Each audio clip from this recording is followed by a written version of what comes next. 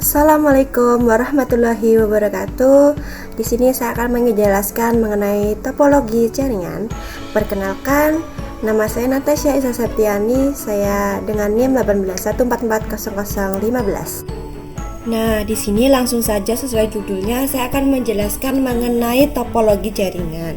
Saya akan menjelaskan mengenai topologi jaringan dari websitenya Bapak Wasis sendiri dengan link wasiswa.com/topologi jaringan.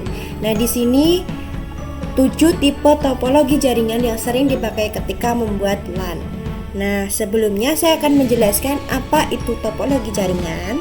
Nah, topologi jaringan ini di sini dijelaskan bahwa merupakan suatu mapping fisikal dan logikal yang ada dalam satu network, baik dari sisi routing, jaringan, konfigurasi jaringan, IP address, netmask, subnetting, dan gateway. Nah, pada tutorial kali ini saya akan membahas tipe dari topologi jaringan dari mulai point to point sampai dengan topologi model hybrid. Nah, serta bagaimana cara memilih tipe jaringan yang pas atau yang terbaik. Nah, langsung saja saya akan jelaskan mulai dari jaringan point to point atau P2P. Nah, di sini dijelaskan P2P adalah merupakan salah satu jenis jaringan topologi atau topologi jaringan yang paling mudah untuk kita buat dimanapun dan kapanpun dengan syarat yang penting tersedia 2 device yang bisa digunakan. Nah, misalnya sharing internet antar HP, kemudian komunikasi antar komputer satu dengan komputer lain, atau komputer untuk share printer atau share file. Nah, di sini ada diagram P2P topologi seperti ini. Jadi ada 2 device yang bisa terhubung. Kemudian ada beberapa kelebihan dan kelemahan dari beberapa topologi. Nah, di sini kalau kita membicarakan mengenai topologi jaringan, pasti ada kelebihan dan kelemahannya masing-masing dari tipe-tipe topologi jaringan. Nah, di sini kelebihan dari topologi P2P yang pertama adalah koneksi jaringan yang cepat dan punya reliability yang tinggi. Kedua, jadi kita tidak butuh server atau device jaringan lainnya seperti hub, switch, dan router. Kemudian tidak membutuhkan seorang teknisi untuk mengelola sistem jaringannya. Yang terakhir, tidak membutuhkan sistem operasi yang biasanya digunakan pada server jaringan seperti Linux atau Windows Server. Kemudian selain ada kelebihan, di sini juga ada kelemahan dari P2P. Yang pertama, topologi ini sangat terbatas hanya untuk lingkup area yang kecil dengan jangkauan jaringan yang terbatas pulau. Kemudian, sumber daya yang digunakan tidak bisa dibuat secara terpusat, serta tidak bisa melakukan backup data yang ada. Kemudian yang terakhir, tidak membutuhkan keamanan jaringan yang kompleks, cukup membutuhkan permission saja dari salah satu device sudah bisa terhubung ke jaringan. Nah, yang kedua di sini ada topologi bus. Nah, jenis topologi ini tuh biasanya sering digunakan di industri khususnya di device komunikasi protokol seperti file bus, modbus, dan lain-lain. Nah, di sini di topologi bus ini menggunakan kabel tunggal yang terkoneksi ke semua node yang ada di dalam suatu jaringan. Nah, kabel tunggalnya itu seperti ini, termitor. Nah, ini bisa disebut kabel tunggal. Nah, yang terkoneksi ke semua node berarti ke semua node. Nah, ini ada node-nodenya. Nah, seperti itu nih diagram bus topologi. Nah, di sini juga ada kelebihan dan kekurangan topologi bus. Nah, kelebihan topologi bus itu yang pertama, biaya pembalian dan pemasangan kabel sangat murah dibandingkan dengan jenis topologi lainnya. Yang kedua, topologi ini sangat terkenal karena sangat murah dan mudah dalam membangunnya. Kemudian, biasanya digunakan untuk temporari saja, kecuali jika difungsikan sebagai backbone atau digunakan untuk topologi untuk sistem kontrol industri. Yang terakhir, merupakan tipe topologi jaringan yang pasif karena hanya bisa digunakan untuk menerima data yang dikirim dan tidak bertanggung jawab terhadap pergerakan data dari device atau dari device satu ke device yang lainnya. Selain ada kelebihan seperti tadi, pasti ada kelemahan.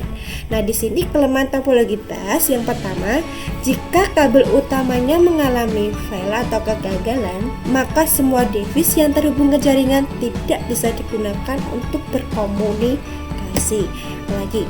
Kemudian yang kedua, jika traffic jaringan tinggi bisa mengakibatkan collision pada jaringan dan dampaknya akan mengakibatkan performa jaringan akan menurun. Nah, yang terakhir, jangkauan kabelnya itu sangat terbatas. Nah, yang ketiga, di sini ada topologi ring. Sesuai namanya ring. Nah, di sini bentuk dari topologi ini modelnya seperti cincin yang memang karena modelnya memang melingkar. Nah, jadi topologi ini setiap device-nya akan terhubung. Jadi setiap device-nya mempunyai dua tetangga device lainnya. Ya, jadi satu device ini bisa terhubung dua device lainnya. Jadi dia mempunyai tetangga antara satu dan yang dua. Jadi topologi ini bentuknya lingkaran, jadi dia bisa mempunyai dua tetangga device. Nah, setiap komputer pada topologi ini akan selalu terhubung ke komputer lainnya. Topologi ini menggunakan token untuk melewatkan informasi dari komputer satu ke komputer lainnya. Jadi dia membutuhkan token untuk melewatkan informasi. Nah, di sini kelebihan dari topologi ring. Yang pertama, sangat mudah untuk instalasi dan konfigurasinya. Kedua, menambahkan atau mengurangi device dalam topologi ini cuma merubah dua koneksi saja. Yang ketiga, untuk perawatan dan perbaikan lebih susah di topologi ini. Ya, yang keempat, jika ada gangguan di salah satu komputer akan mengakibatkan semua jaringan terganggu. Di topologi ini semua punya akses yang ke semua komputer dan jaringan. Nah, kelemahan menggunakan topologi ring. Traffic berjalan satu arah karena cuma ada satu gateway. Nah, yang kedua, ada gangguan satu device akan mengakibatkan device lainnya terganggu. Nah, tadi di sini ada beberapa yang seharusnya masuk ke kelemahan, tapi di sini masuk ke kelebihan. Jadi ini ada seharusnya ini tadi masuk ke kelemahan. Nah, kemudian yang ketiga di sini, dengan berkembangnya teknologi jaringan saat ini, topologi ini mulai kurang populer karena semakin berkembangnya teknologi, jadi topologi itu semakin berkembang, jadi topologi ini mulai kurang populer. Kemudian yang terakhir, yang selanjutnya, jika ada permasalahan di dalam jaringan sangat susah untuk perbaikannya. Nah, tadi kan di sini untuk perawatan dan perbaikan lebih susah di topologi ini. Seharusnya ini masuk ke kelemahan. Kemudian yang terakhir, jika ada penambahan atau pengurangan pada salah satu device akan mengganggu kinerja pada jaringan lain karena saling terhubung tadi. Makanya jika ada penambahan atau pengurangan pada salah satu device, maka yang lainnya akan terganggu kinerjanya. Kemudian yang selanjutnya ada topologi star. Nah, topologi star ini merupakan salah satu topologi jaringan yang sering digunakan ketika membangun suatu LAN. Nah, semua komputer atau device pada topologi ini akan terkoneksi ke sebuah hub atau switch. Jadi, semua device akan terhubung pada satu pusat. Nah, yang bisa kita sebut hub atau switch. Nah, seperti ini ada beberapa device yang terhubung atau terkoneksi ke satu terpusat hub atau switch. Nah, dengan menggunakan teknologi ini kita bisa membagi jaringan menjadi beberapa network. Kemudian untuk membuat jaringan dengan topologi membutuhkan dana yang murah serta sangat mudah untuk pemasangannya. Nah, di sini ada kelebihan dan juga ada kelemahan pada topologi star. Nah, kelebihan yang pertama, sangat mudah untuk setting, modifikasi, dan troubleshootingnya. Jika ada gangguan dalam satu network, maka network yang lain masih bisa berjalan tanpa terganggu oleh network lainnya. Nah, ini bagus ya. Jadi jika ada satu network terganggu, yang lainnya masih bisa berjalan. Kemudian yang selanjutnya mempunyai performance yang baik dan traffic network juga rendah. Kemudian yang terakhir, menambahkan, mengurangi, memindahkan suatu device sangat mudah untuk dilakukan. Kemudian kelemahannya juga ada. Nah, yang pertama, jika ada kerusakan pada hub atau switch, maka semua node yang ada di bawahnya tidak bisa berfungsi dari jaringan atau jaringan terputus. Jadi jika switch atau pusatnya tadi itu rusak atau ada gangguan switchnya tadi, maka device semua node yang ada yang terhubung itu akan terputus. Kemudian biaya instalasi pada topologi ini itu tinggi. Kemudian performance jaringan tergantung dari kualitas hub atau switch. Kemudian yang terakhir, jika ada kerusakan pada kabel ini mengakibatkan jaringan komputer ini down. Nah, selanjutnya ada topologi mesh. Nah, di sini kalau topologi mesh itu ada dua macamnya, topologi mesh partial dan topologi mesh full. Nah, secara umum topologi mesh itu merupakan salah satu topologi jaringan yang unik. Topologi ini dikatakan unik karena setiap device yang terhubung ke jaringan juga terhubung ke lainnya. Nah, topologi mesh ini juga dikembangkan dari topologi P2P atau point to point. Nah, topologi jaringan ini menawarkan sistem redundansi yang tinggi. Jadi jika ada salah satu koneksi yang putus, maka otomatis akan mencari jalur lainnya. Nah, baik ya, ada jalur sekundernya. Kemudian tipe topologi mesh. Nah, di sini yang pertama topologi mesh partial. Apa itu topologi mesh partial? Topologi ini hampir sama dengan tipe yang full topologi mesh. Cuma yang bedakan adalah beberapa device hanya terhubung ke 2 atau 3 device lainnya. Jadi ini satu device itu hanya terhubung ke 2 atau 3 device lainnya. Nih, satu terhubung ke 2 atau 3, 2 atau 3. Nah, kemudian kalau topologi mesh full, topologi ini setiap device bisa terkoneksi satu dengan lainnya. Jadi ini antar device ini semua terhubung. Jadi ini terhubung ke yang lainnya semua dan pokoknya satu dengan yang lainnya tuh semua terhubung. Kayak itu kalau topologi mesh full. Tapi kalau topologi mesh partial itu cuma 2 atau 3 device saja yang terhubung. Nah, di sini ada kelebihan dan kelemahan. Apa itu kelebihannya dan kelemahannya? Kelebihan yang pertama, jika ada penambahan, jaringan tidak akan mengganggu user yang sedang aktif. Kemudian jika diimplementasikan sangat kompleks. Dan traffic sangat stabil karena jika putus bisa mencari jalur lainnya. Kemudian menggunakan multiple link, jika salah satu jalur terputus masih bisa menggunakan jaringan lainnya. Kemudian yang terakhir, topologi ini bisa membantu jika menginginkan network yang selalu live atau aktif atau hidup. Nah, topologi ini sering digunakan karena kalau ada satu yang terputus, dia bisa mencari jalur yang lainnya. Kemudian kelemahannya, ketika membuat topologi ini sangat rumit karena setiap node harus terkoneksi dengan node lainnya. Kemudian yang kedua, sistem topologi ini adalah dedicated link. Kemudian topologi ini adalah robust. Kemudian membutuhkan biaya yang besar jika mau diimplementasikan dan membutuhkan space yang besar untuk link dedicatednya. Nggak apa-apa, mahal, tapi kalau ada yang terputus semua tidak terganggu gitu. Dia bisa mencari, selain masih selalu live, dia juga bisa mencari jalur lainnya, jadi dia live terus gitu. Nah, kemudian ada topologi tree atau bisa sebut kita selalu bercabang seperti pohon. Makanya dinamakan topologi tree. Nah, di sini ini diagramnya. Kemudian tipe topologi ini menyerupai akar pohon yang selalu bercabang dan semua node yang terhubung membentuk suatu hierarki. Oleh karena itu bisa juga disebut sebagai topologi hierarki.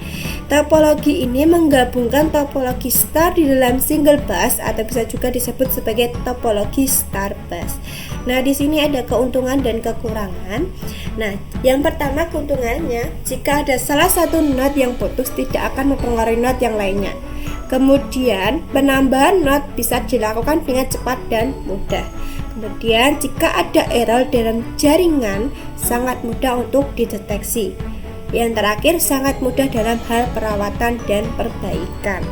Nah, selain ada keuntungan, ada juga kekurangan atau kelemahannya. Yang pertama, jika node yang ditambahkan ke jaringan sangat banyak, maka bisa mengakibatkan pemeliharaan jaringan menjadi lebih susah. Yang terakhir, jika hub atau switch mengalami kerusakan, maka akan berdampak pada node lainnya. Yang terakhir di sini ada topologi hybrid. Nah, hybrid itu bisa dikatakan gabungan dari star dan bus. Nah, topologi ini dikatakan hybrid karena biasanya menggabungkan dua atau lebih topologi lainnya. Nah, di sini bisa ini topologi star dan bus. Dia kan kalau hybrid itu dikatakan hybrid, dia itu menggabungkan dua atau lebih topologi lainnya. Di sini menggunakan star dan bus di diagram ini. Nah, misalnya saja topologi hybrid ini bisa menggabungkan topologi star dan topologi P2P atau topologi bus. Nah, jadi topologi bisa dikatakan hybrid jika dua jaringan dasar yang berbeda saling terhubung. Nah, di sini ada kelebihan dan kekurangannya atau kelemahannya. Nah, yang pertama keuntungannya itu topologi ini menawarkan solusi termudah dalam mendeteksi kesalahan pada jaringan. Yang kedua, suatu topologi jaringan yang berjalan secara efektif dan efisien. Yang terakhir, topologi ini sangat scalable untuk ditingkatkan ukuran jaringannya. Nah, kemudian kelemahannya, topologi hybrid ini sangat sulit didesain jaringannya. Kemudian topologi yang paling mahal di antara topologi lainnya. Nah, di sini yang tadi adalah penjelasan mengenai tipe-tipe topologi jaringan. Di sini ada 7 topologi jaringan. Yang pertama tadi ada topologi P2P atau point to point. Kemudian ada topologi bus yang kedua. Kemudian yang ketiga topologi ring. Kemudian ada topologi star yang keempat. Kemudian yang kelima ada topologi mesh. Yang keenam ada topologi tree. Yang terakhir ada topologi hybrid yang ketujuh. Nah, itu 7 tipe topologi jaringan yang bisa dilakukan untuk membuat LAN. Nah, selain itu di sini ada panduan memilih topologi jaringan. Di sini ada beberapa panduan atau hal yang bisa dipertimbangkan saat kita memilih sebuah topologi jaringan. Yang pertama, topologi bus adalah salah topologi yang paling murah dari topologi lainnya kalau dilihat dari sudut pandang biayanya. Jadi kalau dilihat dari sudut pandang biayanya, topologi bus itu adalah topologi yang direkomendasikan. Kemudian jika Anda mau menggunakan koneksi yang tidak panjang, kemudian rancangannya akan mengembangkan jaringan tersebut ke depannya, maka bisa menggunakan topologi star. Nah, di sini topologi star itu selain tidak panjang, kemudian rencananya juga bisa mengembangkan jaringannya saat kedepannya. Jadi kedepannya mau mengembangkan, kemudian koneksinya tidak panjang, bisa rekomendasikannya pakai topologi star. Kemudian yang ketiga, kalau kita bicara secara teori, topologi mesh merupakan salah satu pilihan ideal yang bisa diimplementasikan karena setiap node terkoneksi ke node lainnya. Jadi, jika ingin mengimplementasikan setiap node terkoneksi ke node lainnya, kita bisa pakai topologi mesh. Kemudian yang terakhir, jika pilihannya mau menggunakan kabel twist pair, maka bisa menggunakan topologi star.